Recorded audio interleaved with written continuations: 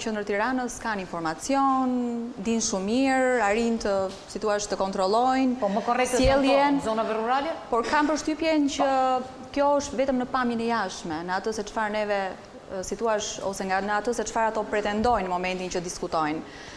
Dhe nga ana tjetër kemi atë zonën rurale e cila në fakt është në çiksi më e ngurtë, e ka shumë të vështirë që debatojë ose të flasë për çështje të tilla, por që në momentin që ti gjen mënyrën e duhur për ta marrë ato informacion, shikojnë që dhe ato kanë informacionin e tyre, dhe madje kanë përshtypjen që janë disi më të frenuar në sjelljet se sa të rinj që jetojnë në zonat urbane. Sa ty ikën koka atje, qofse bën gjëra që e kemi përfunduar kohën në këtë raund, jo, nuk kemi kohë. E kemi përfunduar kohën në këtë raund të dytë të debatit, hidhemi menjëherë në raundin e tretë ku fjalën e kanë studentët.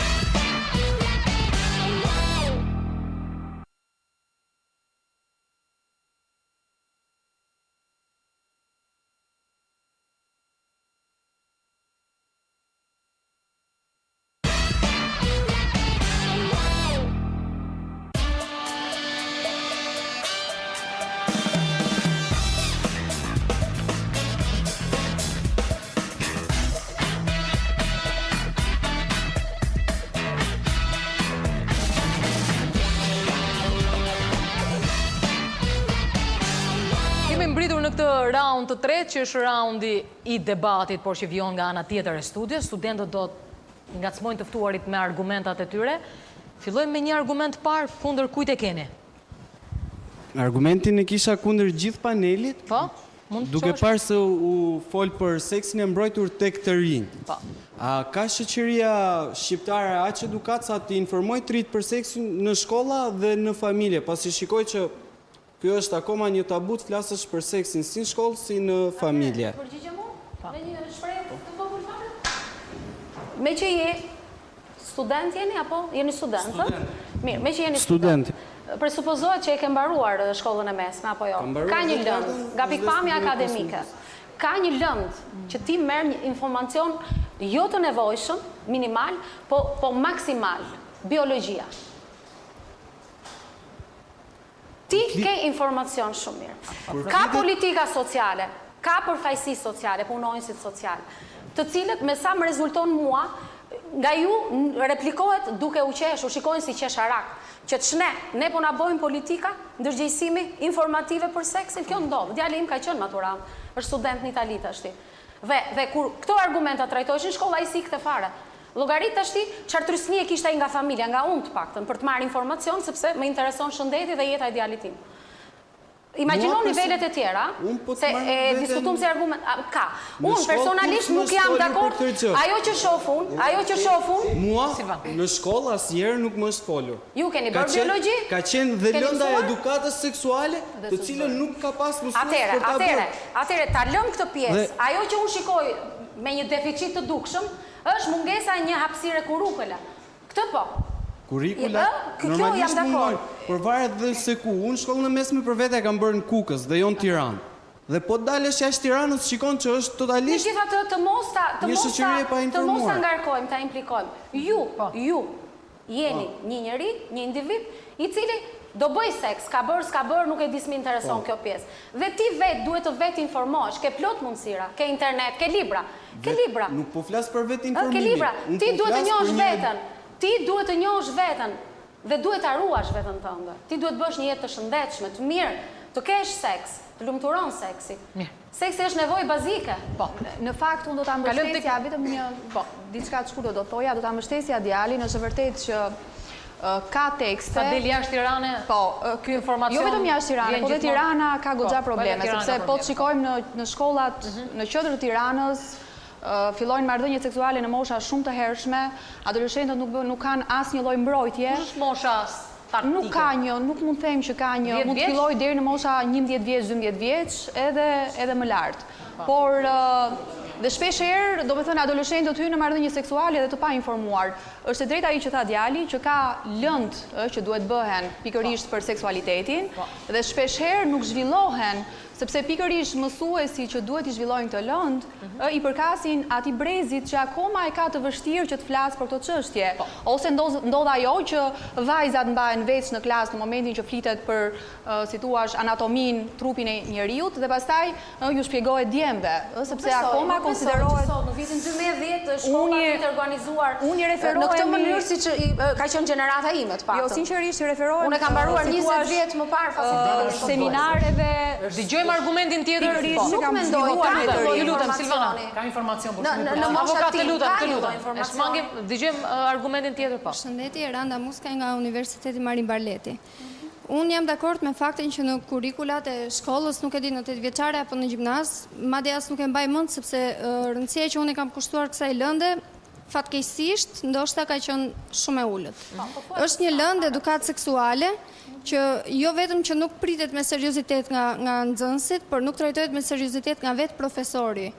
Tani unë dua të di, përveç faktit që dakord është vendosur në program edhe detyra e mësuesit është t'i sqarojë apo t'i qartësoj disa gjëra adoleshentit në atë moshë. Dua të di kush e kontrollon këtë profesor ose këtë mësues, nëse punën e tij e bën ashtu siç duhet edhe e përcjell mesazhin për cilin është ngarkuar të përcjellit tek këta të rinj, tek këta adoleshenta.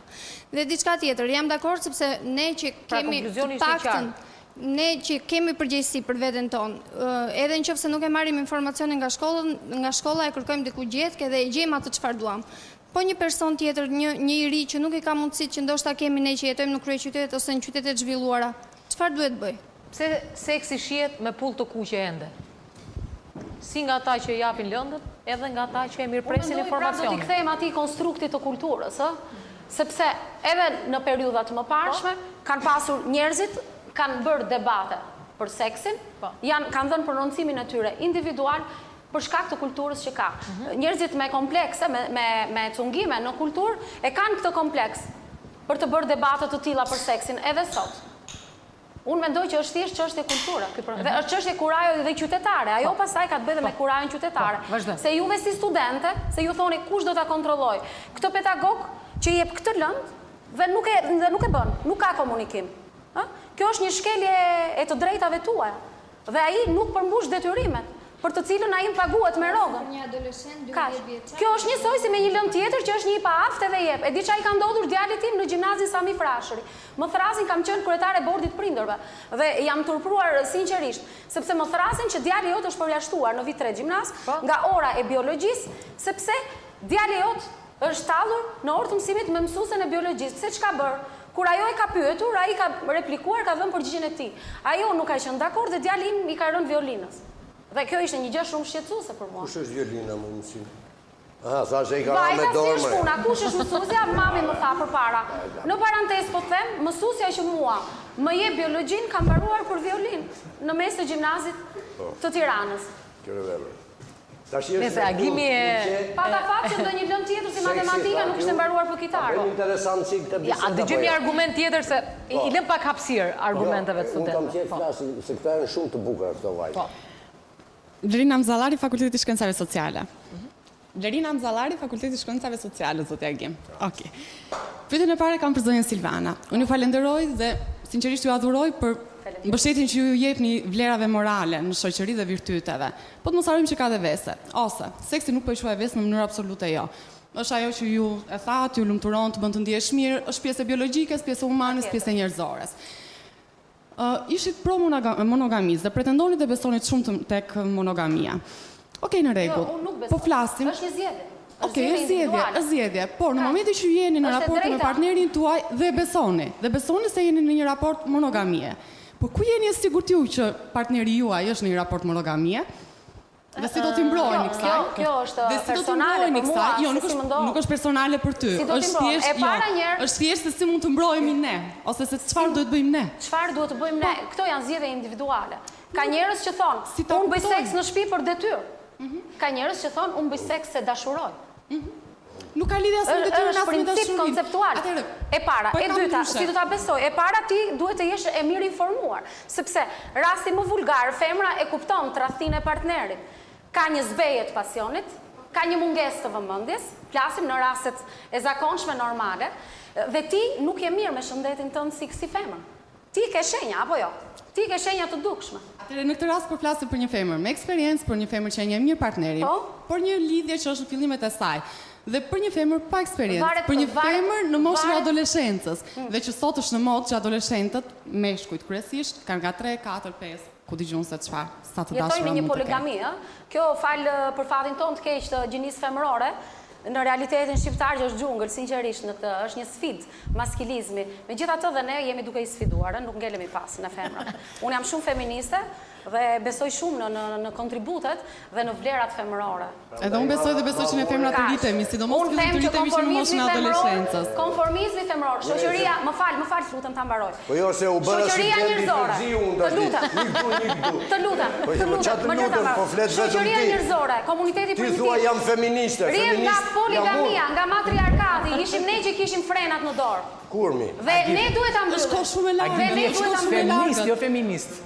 Kam shumë ko patriarkati se sa matriarkati, shumë e largët. Për doktori, një pyetje të vogël, ose më saktë, një dëshirë në formë kërkese. Ju lutem silluni më ëmbël me të rinj që u vinë në dyert tuaja, dhe për zotin Agim, sa herë keni qenë 100% biologjik, ose në jetën tuaj keni ndjekur më shumë instiktin biologjik apo atë social, human, të virtytshmin, të moralshmin? Ato të përgjithshme. Do të të mbaj një orë me përgjithje tani. Sepse realisht u dole të mersi shumë biologjik. Se shiqyri erdhi koha të flas. Dgjoj. Unë do të mbaj mend gjatë ty, jo për pyetjen që bëre, se zakonisht pyetjet janë të lehta, përgjigjet janë të vështira. Unë jam poet. Unë në qoftë se nga ana shpirtërore. Nuk kam adrenalinën biologjike, nuk bëj ato këngë të bukura, kur inia... Një minut. Prit pas se do dalë, se kënga në fundit është seks. Ti e ke parë, ka burra që shkojnë mu rru dhe këndojnë. Që shkojnë me bot dush edhe këndojnë. Ka dhe berbera shkruajnë dhe këndojnë. As mos e diskuton. Që ti jemi i sinqert. Pyetjes tënde unë do t'i përgjigjem ashtu siç është përgjigja Mejdi Agim Doçi. Burrat shqiptar, meshkujt shqiptar, në drejtim të respektit të asaj magjie që ka bërë nëna dhe perëndia femrës, janë shumë defektoz, janë shumë posedus. E konsiderojnë femrën pronë. Ama prona, edhe Silvan po ta ketë emrin, ta bëj dhëmin sa të kalit një mashkull që fli, po se lujti bishtin kjo s'ka që i bën kësaj, ose juve. Në këto kushte, do të thonja, të diskutosh për seksin në monogami apo në poligami, do të thotë të hedhish poshtë një libër shumë shenjtë që është shkenca. Kurani, fjala e shenjtë, që këta i thonë Kurani. Atje lejohet martesa e ligjshme, duke të bekuar edhe njerëzit e fesë, kur ti vërteton që këtë lidhje seksuale e ke për të trashëguar një familje me virtyt, një fron, një shtet, një kom, nërsa këtu po flas me shumë sinqeritet, rinia shqiptare, që është shumë e mençur, shumë e bukur, më e bukura në botë. Di 2 gjuhë minimumi, anglisht e italisht. Nuk gjen dot punë. Edhe në vend që unë ta them diku gjetë këtë, po e them këtu, për ju dhe për gjithë shqiptarë. Rinia shqiptare nuk dashuron kur vëron.